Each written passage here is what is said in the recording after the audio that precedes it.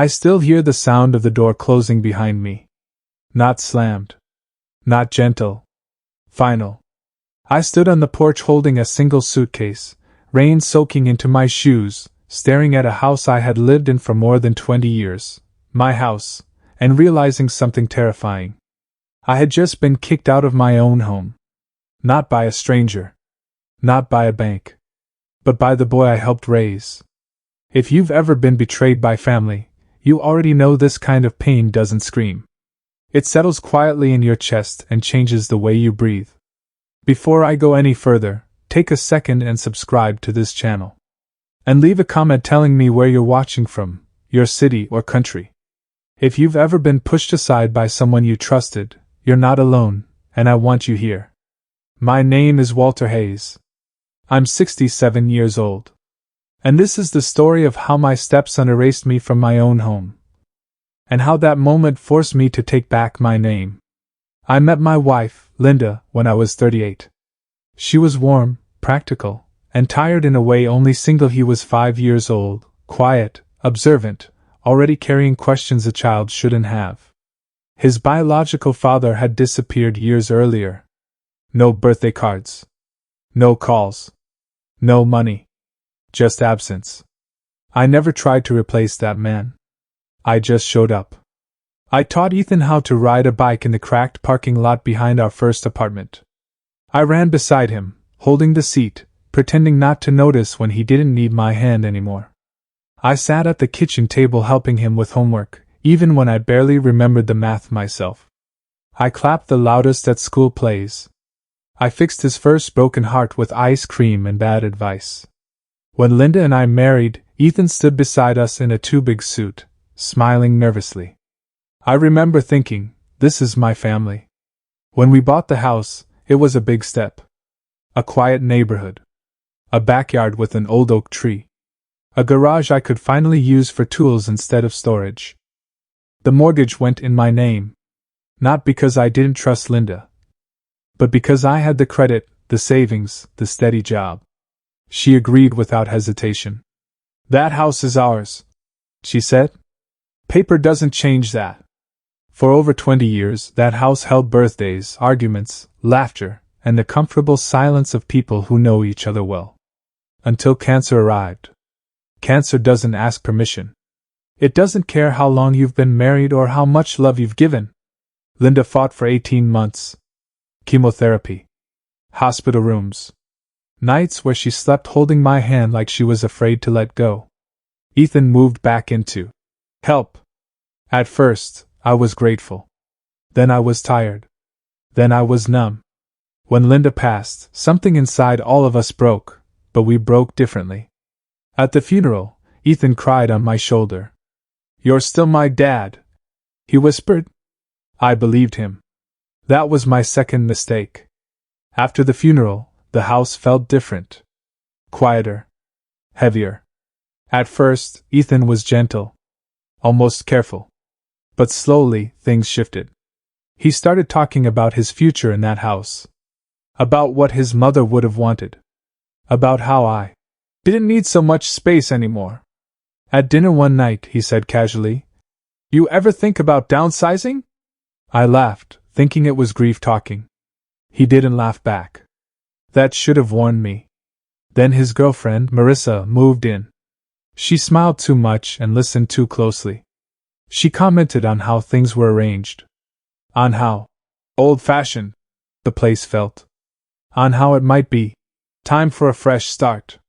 For them. I started feeling like a guest in my own living room. One evening Ethan said, "We should probably talk about ownership." The word landed hard. I reminded him, calmly, that the house was legally mine. That word, legally, changed his face. I saw something flicker there. Not sadness. Calculation. Over the next few weeks, the tone changed completely. Conversations stopped being conversations. They became statements. "You shouldn't be stressing yourself. We'll take care of things now. This house has always been Mom's dream." And then came the sentence that still echoes in my head. "You don't really have anyone else, Walter." That's when I understood. I wasn't family anymore. I was an obstacle. One afternoon, I came home to find a man sitting at my dining table. Suit. Briefcase. Professional smile. Ethan introduced him as a friend who knows property law. They spoke slowly. Carefully. Like I was fragile. They suggested I consider assisted living. That managing a home might be too much at my age. I didn't argue. I listened. Because when people show you who they are, you let them finish. The night Ethan finally said it out loud, it was raining hard. He stood near the door, arms crossed, eyes cold. "This isn't working anymore," he said. "You need to leave." I asked him one question. "Since when?" He didn't answer. He opened the door. I packed one suitcase. Left my tools. My documents. My memories. And I stepped into the rain like a man erased. I slept in my car that night. The seat wouldn't recline fully. The cold crept in through the windows. I stared at the ceiling and realized something terrifying. They didn't just want the house. They wanted me gone. But what Ethan didn't know, what Marissa didn't consider, was that quiet men don't disappear. They prepare. And as I closed my eyes that night, one thought stayed with me. You can take a house from a man, but you don't get to take his name. I woke up in my car just before sunrise. My neck was stiff. My back hurt. And for a brief, confused moment, I didn't remember where I was. Then I saw the fogged-up windshield. The empty parking lot. The silence. And it all came back. I wasn't homeless. I had been removed. There's a difference. Homelessness can happen to anyone. Being erased is personal. I drove to a cheap motel on the edge of town. The kind with faded paint and a front desk clerk who doesn't ask questions as long as your card clears. I paid cash. When I laid my suitcase on the bed, I realized how little I had taken. 2 shirts. 1 pair of jeans. Old photos. Everything else, my papers, my tools, my proof of life, was still in that house. And suddenly, the betrayal felt sharper. Because Ethan hadn't just told me to leave. He had assumed I wouldn't come back. For 2 full days I did nothing. No phone calls. No confrontation. No lawyers. I let them think I was stunned. I let them believe I was weak. That's the mistake people make with quiet men. Silence isn't surrender. It's strategy. On the 3rd morning I shaved, put on my cleanest shirt, and drove to the county records office. The building smelled like dust and old files. The clerk behind the counter was young enough to be my granddaughter. I gave her the address. She typed for a moment, then looked up. "Property is fully in your name, sir. No liens. No shared ownership." I nodded. I already knew that. But hearing it spoken out loud felt like someone reopening a window in a room that had been suffocating me. Then she frowned slightly. "Did you authorize an inquiry last month?" My stomach tightened. She explained that someone had requested information about transferring ownership based on inheritance and emotional dependency. That word again. Dependency. I didn't ask who made the request. I didn't have to. Ethan hadn't acted on impulse. He had been planning. That afternoon, I made one phone call. Robert Klein. We hadn't spoken in years, but some friendships don't fade, they just wait. Robert had been a real estate attorney before retiring. We used to fish together, talk about everything except work. When he answered, I said only one sentence. "Robert, I think my stepson tried to steal my house." There was a long pause. Then he said, "Come see me." Robert listened without interrupting. No judgment. No advice yet. Just facts. When I finished, he leaned back and sighed. "Walter," he said, "you didn't lose your house."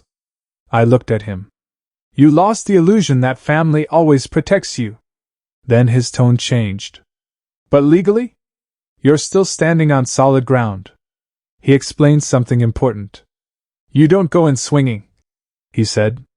"You let them reveal how far they're willing to go."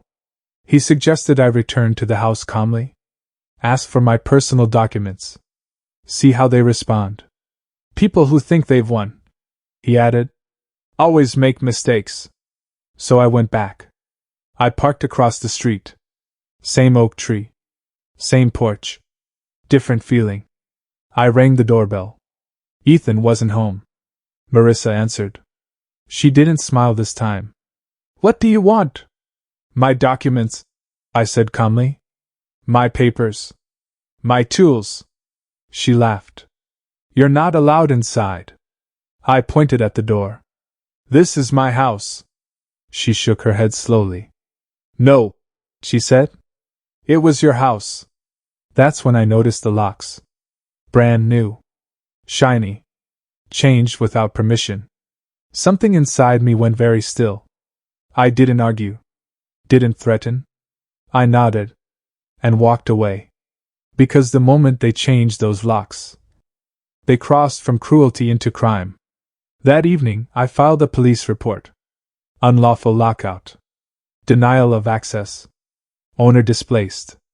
The officer reviewed the deed. He looked up at me. Sir, this is serious. I nodded. I know. The next morning, Ethan finally called. His voice was sharp, panicked. Why are the police asking questions? I kept my voice steady. Why did you change the locks on my house? Silence. Then anger. You're humiliating me. I almost laughed. Instead, I said, you humiliated yourself the moment you forgot whose name was on the deed. He hung up. That's when the atmosphere shifted. A patrol car appeared near the house. Neighbors started whispering. Marissa stopped waving. And suddenly, Ethan wasn't so confident anymore. But confidence wasn't what worried me. Desperation was. Because desperate people stopped being careful.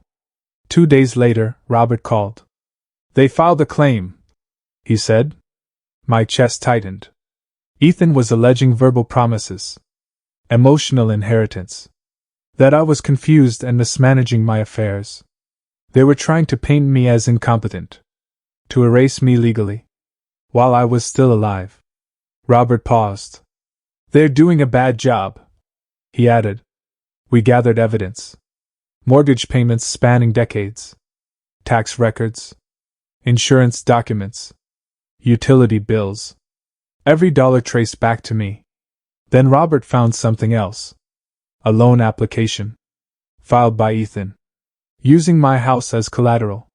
Without my consent. Robert exhaled slowly. This, he said, changes everything. I sat alone in that motel room that night. The truth finally settled. Ethan never wanted the house to live in. He wanted leverage. Control. And control disappears the moment the law steps in. The court date was scheduled. Ethan stopped calling. Marissa stopped posting smiling photos online. And for the first time since Linda died, I felt grounded. Because revenge isn't loud. It's patient. And soon, they would have to stand in a room where truth doesn't care about emotions. The courthouse stood downtown like it always had. Gray stone. Wide steps. Unimpressed by human drama. I arrived early. Not because I was nervous, but because I wanted to see Ethan walk in knowing I was already there. I sat on a wooden bench, hands folded, breathing slow. Around me were strangers with their own problems, divorces, debts, disputes that felt urgent to them. Mine felt heavier. Because this wasn't just about property. It was about being erased while still alive. When Ethan finally entered, I barely recognized him. Not because he looked different, but because he wouldn't look at me. Marissa walked beside him, whispering constantly, her hand gripping his arm like an anchor. Behind them was their lawyer, confident posture, expensive suit, practiced smile. They sat across the room. Close enough to feel. Far enough to pretend I didn't exist. Robert arrived a few minutes later and sat next to me. You ready? He asked quietly. I nodded. I've been ready since the night he locked me out. When the judge entered, the room stood. He was older. Tired looking. The kind of man who had seen every version of family betrayal imaginable. This case wasn't special to him. That's what made it dangerous for Ethan. Because judges don't listen to emotions. They listen to patterns. Ethan's lawyer spoke first. He painted a careful picture. A grieving son. A vulnerable elderly man. A house filled with verbal promises and emotional expectations. He spoke about Linda. About what she would have wanted. About how I had agreed in spirit to let Ethan take over. I sat still while my life was rewritten in front of strangers.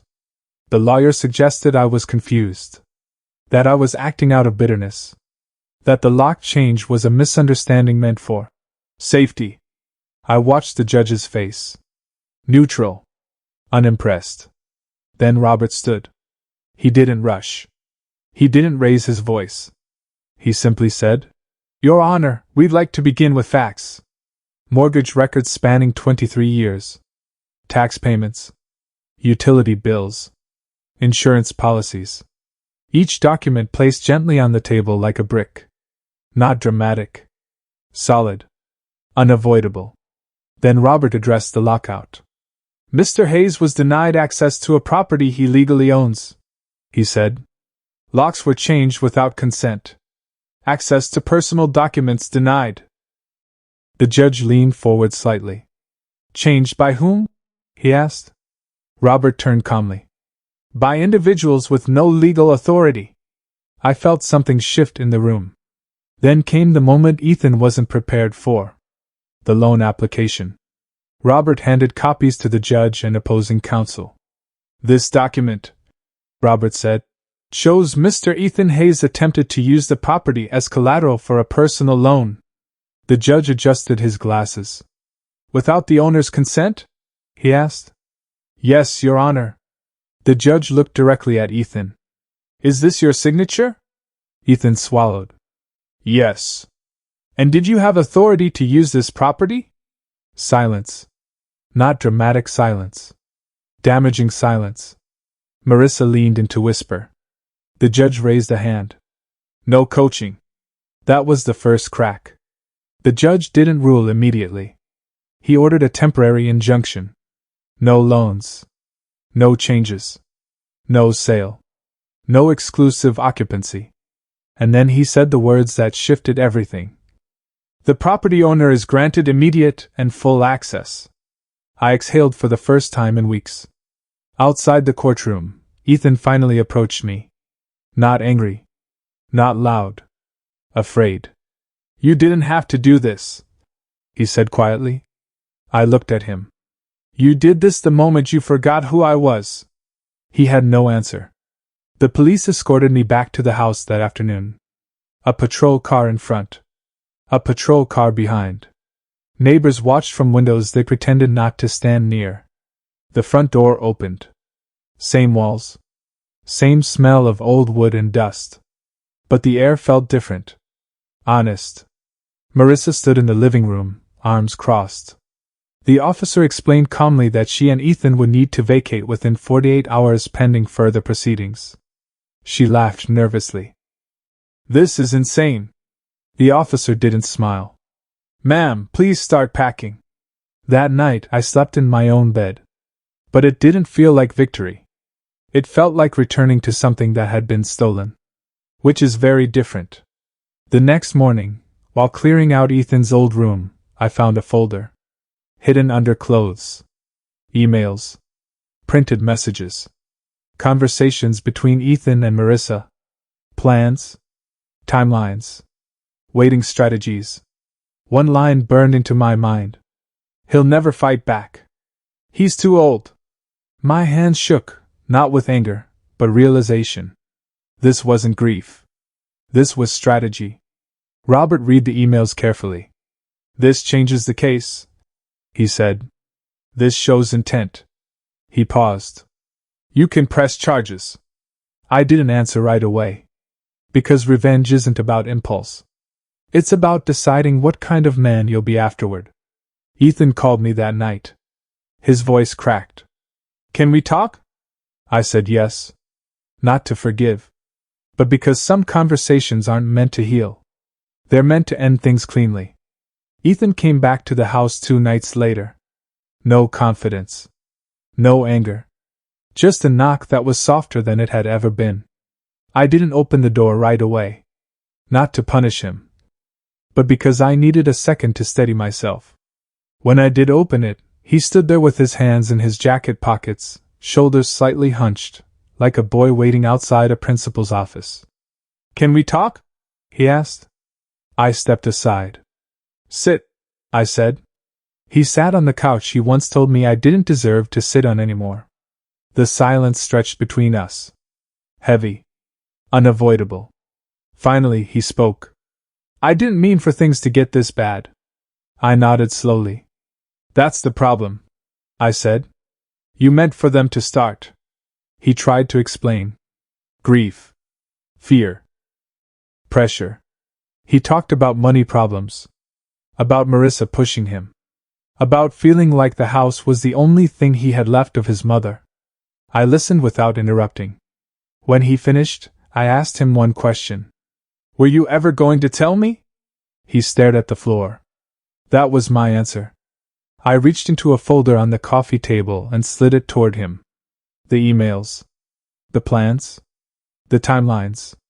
He froze as he read. His breathing changed. "You went through my things?" he whispered. I leaned back. "You went through my life." His hands started shaking. Not crying yet. Just shaking. "Walter, I swear, we just needed a loan. Just for a little while. I was going to fix it." I stood up. Slowly. My knees complained, but my voice didn't. "You tried to use my home as collateral. You locked me out of my own house. And you planned to wait until I was weak enough." I paused. "That's not desperation, Ethan. That's betrayal." He broke. Tears came fast and messy. "I didn't think you'd fight back," he said. That sentence landed harder than anything else. Because it was honest. "I raised you," I said quietly. "I showed up when no one else did.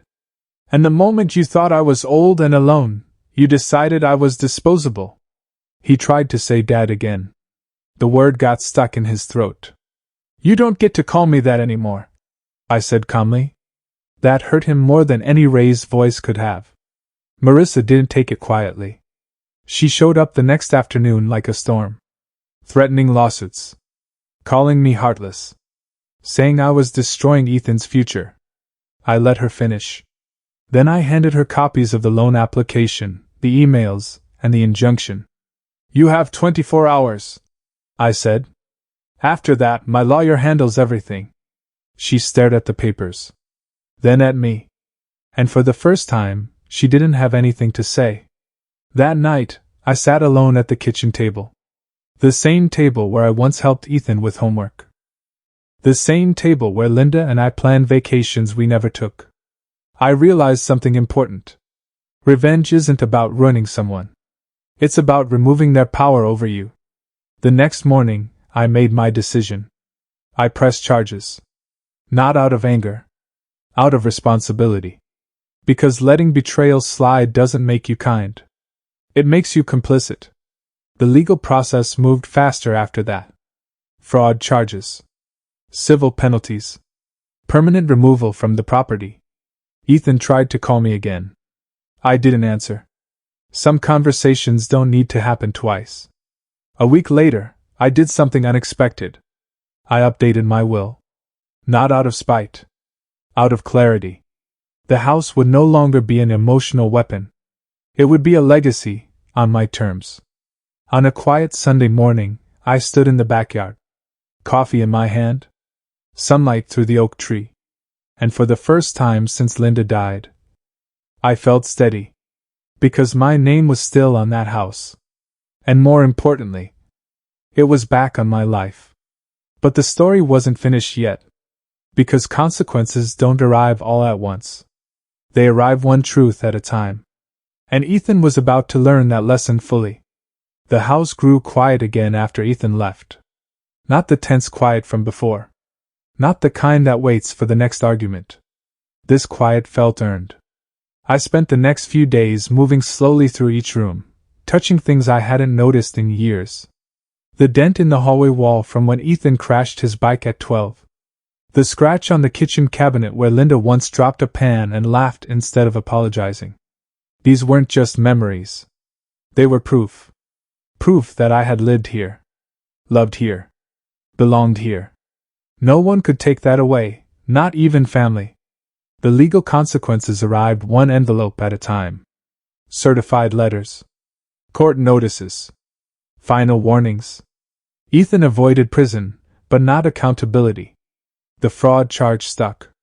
So did the civil penalties. Banks don't forget. Courts don't forget. And reputations, especially in small towns, heal very slowly. Marissa vanished the moment the leverage disappeared. No dramatic goodbye. No apology.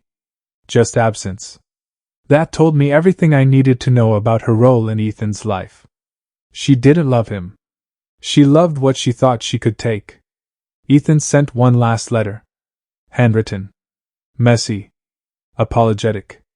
He said he understood now. That he had let fear turn into entitlement. That he wished he could go back. I read it once. Then I folded it neatly and placed it in a drawer. Not to forgive. Not to punish. But to remember. Because forgetting lessons is how they repeat. A strange thing happened in the months that followed. People started calling again. Old friends. Neighbors I hadn't spoken to in years. Even coworkers from my past. Word travels fast when truth finally surfaces. I wasn't the old man who lost his house. I was the man who stood his ground. One afternoon, Robert came over with a bottle of bourbon. We sat on the porch as the sun dropped behind the trees. You did the right thing, he said. I nodded. I didn't want revenge, I replied. I wanted my dignity back. He raised his glass. That's rarer. I surprised myself by selling the house a few months later. Not because it hurt, but because it had finished its job. I downsized to a quiet place near a park. Smaller rooms. Bigger peace. Mornings with coffee and birds instead of tension. Evenings where silence felt like comfort, not warning. Sometimes people ask if I regret pressing charges. I tell them this. Mercy without accountability isn't kindness. It's permission. I didn't destroy my stepson's life. I stopped him from destroying mine. Do I miss the boy I raised? Yes. Every day. But I don't miss the man he chose to become. And that distinction matters. Family isn't defined by blood or marriage papers. It's defined by who protects you when you're vulnerable. Who doesn't sharpen knives behind your back while smiling to your face. If my story reached you, take a second and subscribe to this channel. And comment where you're watching from, your city or country. If you've ever been betrayed by someone you trusted, hear this. You're not weak for loving deeply. You're not foolish for believing in family. And sometimes, the strongest revenge isn't loud or cruel. Sometimes, it's simply taking your name back. And refusing to let anyone erase it again.